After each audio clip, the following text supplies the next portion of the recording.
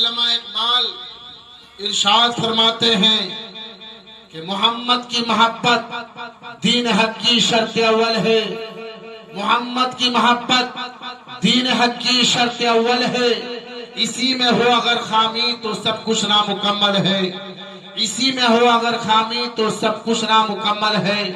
اور آگے ارشاد فرماتے ہیں کہ کی محمد سے وفا تو نے تو ہم تیرے ہیں.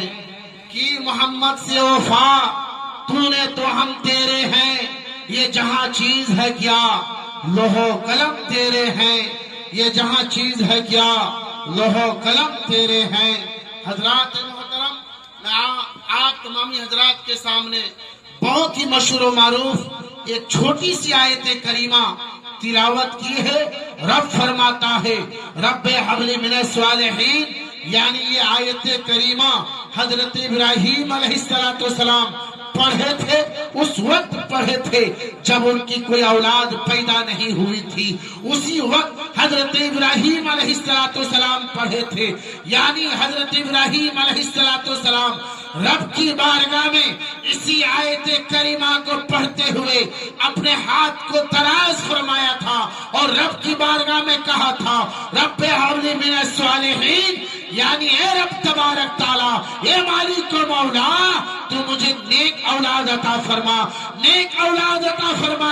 میں بتانا چاہتا ہوں اے لوگوں، آپ جانتے ہیں نیک اولاد کے بارے میں، نیک اولاد سے کیا ہوتا ہے.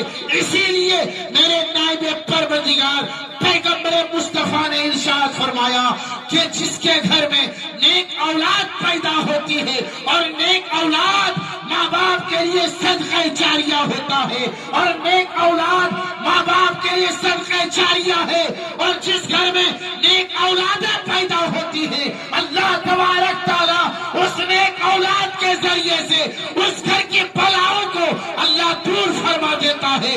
نیک اولاد کے ذریعے سے باپ کی کمائی میں بے پناہ برکتیں عطا فرما دیتا ہے. نیک اولاد کے ذریعے سے اللہ تبارک تعالیٰ اس گھر میں غیب سے امداد عطا فرما دیتا ہے. نیک اولاد کے ذریعے سے اللہ تبارک تعالیٰ اس گھر کی بلاؤں کو دور فرما دیتا ہے. اس لیے لوگوں، اس دور میں نیک اولاد کی ضرورت ہے.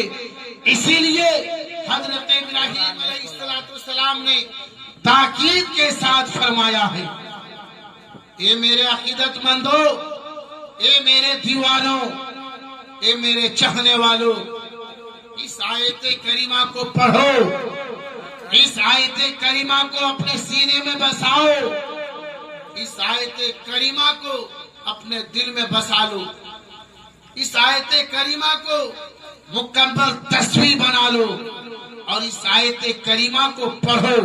اور جب تم اس آیت کریمہ کو پڑھو گے نا، انشاءاللہ اللہ تبارک تعالی تمہاری دعاؤں کو رد نہیں کرے گا، بلکہ اللہ تیری دعاؤں کو قبول فرما لے گا. یہ آیت کریمہ حضرت ابراہیم علیہ السلام 90 سال کی عمر میں پڑھے تھے. حضرات محترم، میں بتانا یہ چاہتا ہوں حضرت ابراہیم علیہ السلام تاکید کے ساتھ بتایا اور کہا کہ جب مرضی چاہے پڑھو، لیکن میں بتانا یہ چاہتا ہوں کہ یہ آیت کریمہ جب رب کی بارگاہ میں آپ پڑھیں گے، پڑھ کر کے دعا کریں گے تو انشاءاللہ اسی آیت کریمہ کے ذریعے سے بغداد کے غوث اعظم تو نہیں بلکہ بغداد کا دیوانہ اور غلام ضرور پیدا ہوگا.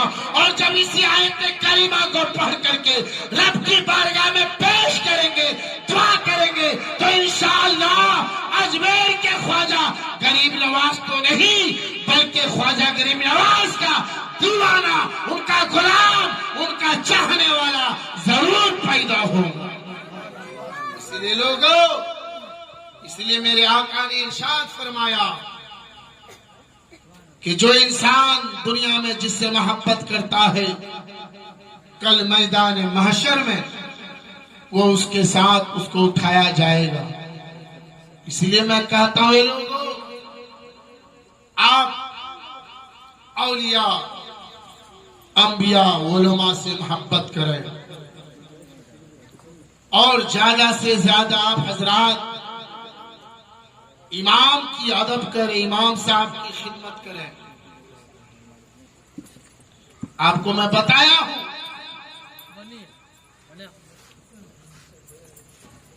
امام کسی کے گھر کا امام نہیں ہوتا ہے، کسی کے گھر کا نوکر اور چاکر نہیں ہے۔ امام کسی عام گھر کا امام نہیں ہے، اس گھر کے امام ہے جس نے پوری دنیا کو پیدا کیا، جو ساری کائنات کو پیدا کیا، وہ اللہ تبارک تعالیٰ کے گھر کے امام ہیں۔ اور سب لوگ خدا کے گھر کے امام نہیں ہوتے۔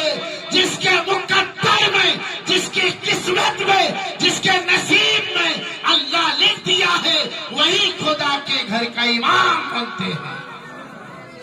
اسی لیے ہمارے اوپر ضروری ہے جو خدا کے گھر کا امام ہوتا ہے وہ خدا کے گھر کا امام کا ادب کریں، ان کی بات مانا کریں، ان کے حکم کی تعمیل کریں۔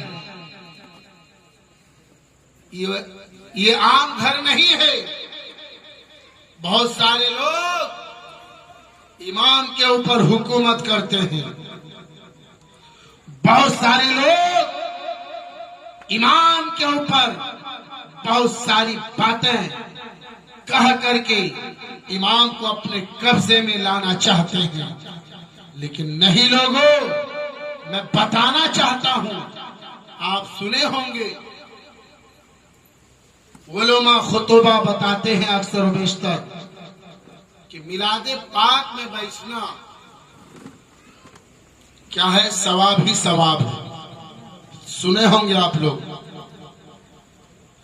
بیٹھنا بھی ثواب اور بیٹھ کر سننا بھی ثواب۔ عبادت ہی عبادت ہے۔ لیکن میں ایک بات یہاں پر بتانا چاہتا ہوں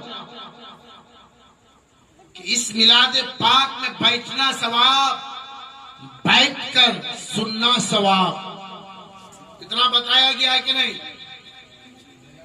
یہ دونوں باتیں اکثر میلاد پاک میں بتایا جاتا ہے، علماء بتاتے ہیں، لیکن میں یہاں پر بتانا یہ چاہتا ہوں لوگوں، ایک بات اور میں آگے بتاتا ہوں، آپ اس کو سنیے۔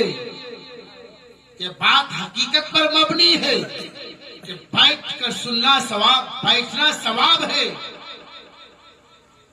لیکن ہم میلاد پاک میں بیٹھے ہیں، میلاد پاک میں بیٹھ کر سن رہے ہیں، نامہ اعمال میں نیکیوں کا اضافہ ہو رہا ہے، آپ سن رہے ہیں، کان سے بیٹھے ہیں، لیکن اگر آپ ان ساری چیزوں کو مد نظر رکھتے ہوئے اپنی آنکھوں سے علماء کی چہرے کی زیارت کریں گے تو آپ کو کئی طرح کا ثواب ملے گا۔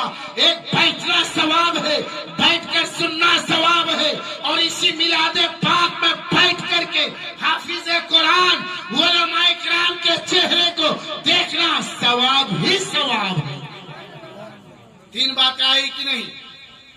ارے عالم دین کو دیکھنا ثواب ہے کہ نہیں؟ عبادت ہے کہ نہیں؟ تو تین چیزیں آئی کہ نہیں؟ بیٹھنا بھی ثواب، بیٹھ کر سننا بھی ثواب، اور بیٹھ کر سنیے اور علماء کی چہرے کی زیارت کیجئے تو ثواب ہی ثواب۔ یہ نئی بات بتائے کہ نہیں؟ بتایا ہوں کہ نہیں؟ تو یہ تین باتیں یاد رکھیے۔ اس میلاد پاک میں بیٹھنے سے آپ کو تین طرح سے فائدہ ملتا ہے۔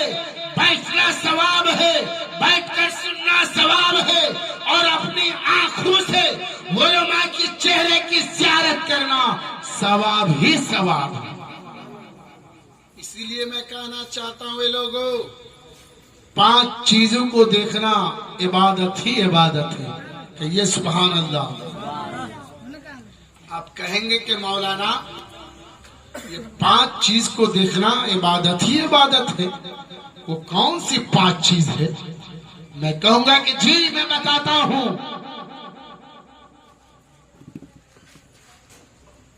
سب سے پہلے ماں باپ کے چہرے کو، آپ کو معلوم ہوگا، سنے ہوں گے کہ ماں باپ کے چہرے کو محبت بھری انداز میں دیکھنا عبادت ہی عبادت ہے۔ کہیے سبحان اللہ۔ وہ لوگ سنیے جو لوگ اپنے ماں باپ کو ستاتے ہوئے نظر آتے ہیں، جو لوگ ماں باپ کی قدر نہیں کرتے، جو لوگ ماں باپ کو گالیاں دیا کرتے ہیں، جو لوگ شادی کرنے کے بعد ماں باپ سے دور رہنا پسند کرتے ہیں، اے لوگوں سن لو، ماں باپ کا مقام اتنا زیادہ ہے، ماں باپ کی فضیلت اتنا زیادہ ہے کہ ماں باپ کی فضیلت اور درجہ اتنا بڑا ہے، اتنا بڑا درجہ ہے کہ ماں باپ کے لیے اگر زندگی بھر ان کی خدمت کریں گے پھر بھی ماں باپ کا ایک بال برابر بھی آپ حق ادا نہیں کر سکتے۔ اسی لیے لوگوں، ماں باپ کا مقام بہت بڑا ہے۔ آپ دیکھیے، میں بتایا کہ ماں باپ کے چہرے کو دیکھنا، محبت بھری انداز میں دیکھنا عبادت ہی عبادت ہے۔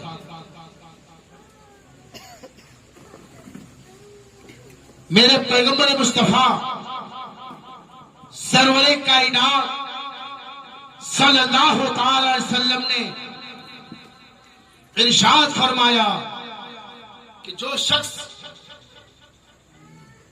جو انسان ماں باپ کے چہرے کو ایک مرتبہ محبت بھری انداز میں دیکھے، اسے ایک حج کا ثواب ملے گا۔ کہیے سبحان اللہ، اللہ اکبر۔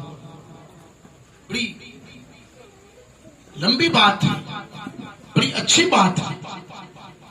اور دیکھیے اس دور میں حج کرنے کے لیے غالباً 4 لاکھ روپے خرچ کرنے پڑتے ہیں کہ نہیں؟ اپنے نامہ اعمال میں نیکیوں کا اکٹھا کرنا، نامہ اعمال میں حج کا ثواب اکٹھا اور جمع کرنا، اپنے آپ کو حاجی کہلوانے کے لیے، حاجی بننے کے لیے 4 لاکھ روپے کی ضرورت پڑتی ہے۔ تب جا کر کے آپ حاجی بنتے ہیں، تب جا کر کے آپ کو لوگ حاجی کہتے ہیں کہ نہیں؟ لیکن میرے نائب پروردگار پیغمبر مصطفیٰ سرور کائنات صلی اللہ تعالی وسلم اتنا اچھا نسخہ، اتنا پیارا نسخہ، اتنا خوبصورت نسخہ اپنے پیارے پیارے امتی کو دے دیتے ہیں۔ اتنا خوبصورت نسخہ میرے پیارے آقا اتنے پیارے امتی کو دے دیتے ہیں۔ اے میرے پیارے امتی، سنو سنو، اگر تم اپنے ماں باپ کے چہرے کو ایک مرتبہ محبت بھری انداز میں دیکھو گے تو انشاءاللہ تمہیں ایک حج کا ثواب مل جائے گا۔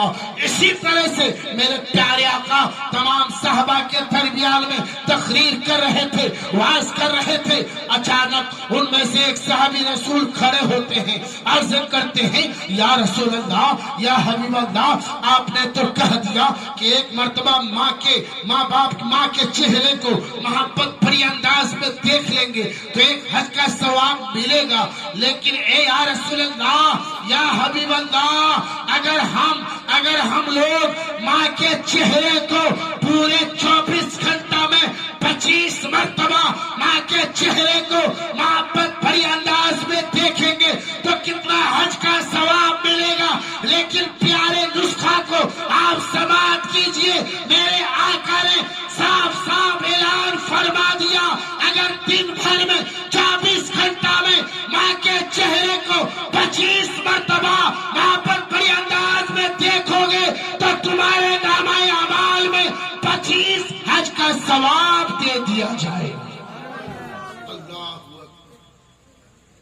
کیا مقام ہے ماں کے چہرے کا، کیا فضیلت ہے ماں کی.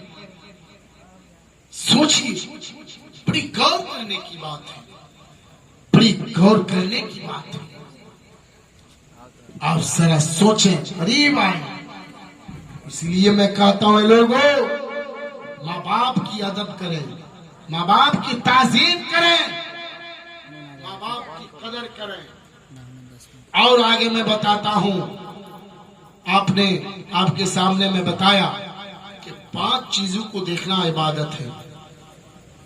میں پہلے بتایا ماں باپ کے چہرے کو دیکھنا عبادت ہی عبادت.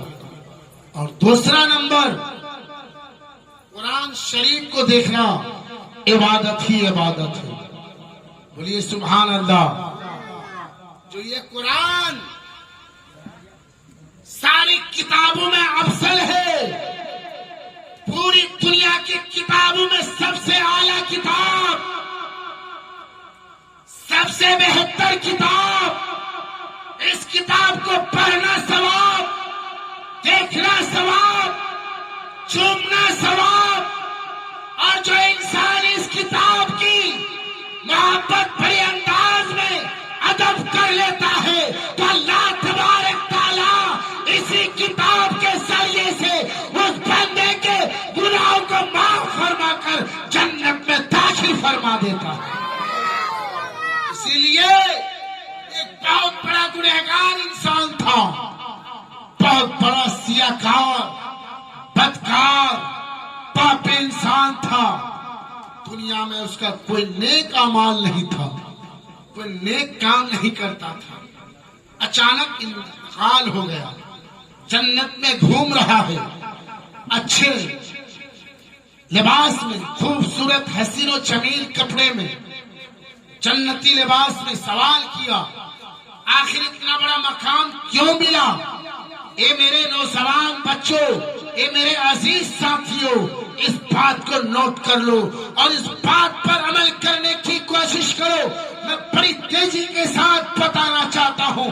وہ انسان بڑی تیزی کے ساتھ کہا کہ قسم خدا کی میرا دنیا میں کوئی نیک عمل نہیں تھا، کوئی اچھا کام نہیں تھا، صرف اور صرف میں دنیا میں اس کتاب کو جو اللہ تبارک تعالیٰ کی کتاب ہے، جو کتابوں میں سب سے اعلیٰ کتاب ہے، اسی کتاب کی میں ادب کرتا تھا. ادب کرنے کی بنیاد پر اللہ تبارک تعالیٰ میرے گناہوں کو معاف فرما کر جنت میں داخل فرما دیا. اس لیے لوگوں، اسی کتاب کو قرآن مجید کہتے ہیں، اللہ کی کتاب کہتے ہیں، مقدس کتاب کہتے ہیں، قرآن شریف کہتے ہیں. اسی لیے لوگوں، اس کتاب کی ادب و احترام کریں. یہ دوسری چیز ہے. اور تیسری چیز، خانہ کعبہ کی زیارت کرنا. جو لوگ حج کرنے کے لیے گئے ہیں، عمرہ شریف کرنے کے لیے گئے ہیں، ان کو معلوم ہے خانہ کعبہ کی زیارت کرنا عبادت ہی عبادت ہے. چوتھی چیز میں بتایا، عالم دین کے چہرے کو دیکھنا عبادت ہی عبادت، ثواب ہی ثواب ہے. 5واں نمبر، پیر کامل، پیر جس سے ہم لوگ مرید ہوتے ہیں، ہاتھ پہ ہاتھ دے کر کے. دیکھیے آپ کے شاعر انجینئر صاحب جب سے پیر صاحب کا دامن تھام لیے، پیر صاحب کے دامن تھامنے سے پہلے یو پی بہار کا دورہ کرتے تھے. اور جب سے آپ کے شاعر انجینئر صاحب پیر صاحب کا دامن تھام لیے تو پورے ہندوستان کا دورہ کرنے لگے.